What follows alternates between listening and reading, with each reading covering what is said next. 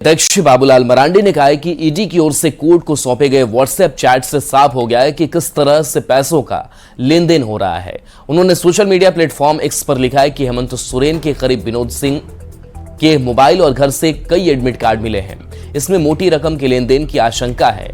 उन्होंने इस चैटिंग को देखते हुए मुख्यमंत्री चंपाई सोरेन से जेएसएससी पेपर लीक कांड की जांच सीबीआई से कराने की मांग की है।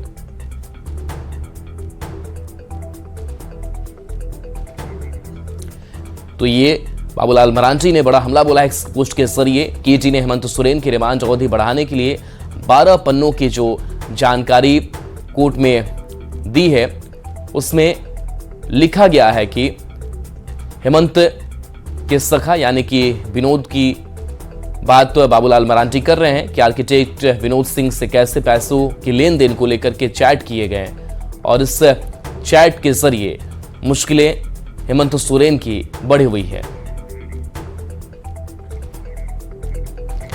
और इस बीच रांची से बड़ी खबर है, जहां चंपाई सोरेन से जुड़ी ये बड़ी खबर। 16 फरवरी को मंत्रिमंडल का विस्तार होगा। 8 फरवरी को यह मंत्रिमंडल का विस्तार होना था, लेकिन समय बढ़ चुका है। तालमेल की कमी की वजह से शपथ ग्रहण समारोह टल गया। कांग्रेस जल्दी में शपथ के लिए तैयार नहीं। कांग्रेस कोटे के मंत्री का नाम तय नहीं है। इस पर अधिक जानकारी दे रहे हैं हमारे संवाददाता अविनाश कुमार। झारखंड में चंपाई सोरेन मंत्रिमंडल का विस्तार फिलहाल टल गया है। अब मंत्रिमंडल का विस्तार 16 फरवरी को ही संभव हो पाएगा। दरअसल इससे पहले 8 फरवरी यानी कि आज के ही दिन दोपहर 2:30 बजे शपथ ग्रहण समारोह का आयोजन किया गया था, लेकिन कांग्रेस इसके लिए तैयार नहीं दिखी।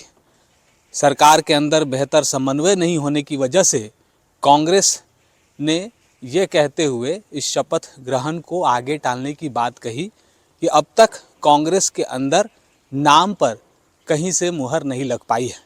राहुल गांधी की झारखंड में चल रही यात्रा की वजह से ऐसा हुआ है और यह भी कहा जा रहा है कि जो 14 और 15 फरवरी को राहुल गांधी की दूसरे चरण की यात्रा होनी है गढ़वा और पलामू के ज़िले में, 15 फरवरी के बाद का ही समय रखा जाए। और इसी के बाद ये कहा गया कि 16 फरवरी को राजभवन में दरबार हॉल में ये शपथ ग्रहण समारोह दोपहर 3 बजे होगा।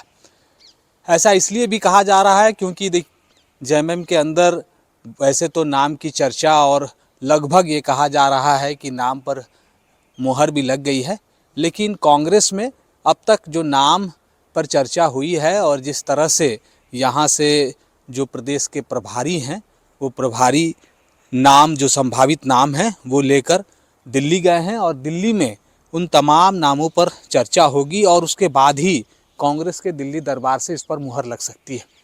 कांग्रेस के प्रदेश अध्यक्ष को भी ये जानकारी नहीं थी कि 8 फरवरी को किसी तरह का कोई शपथ ग्रहण समारोह रखा गया है और जब उनसे ये जानकारी ली गई तब उन्होंने भी कहा कि इस तरह की कोई जानकारी उन्हें नहीं है।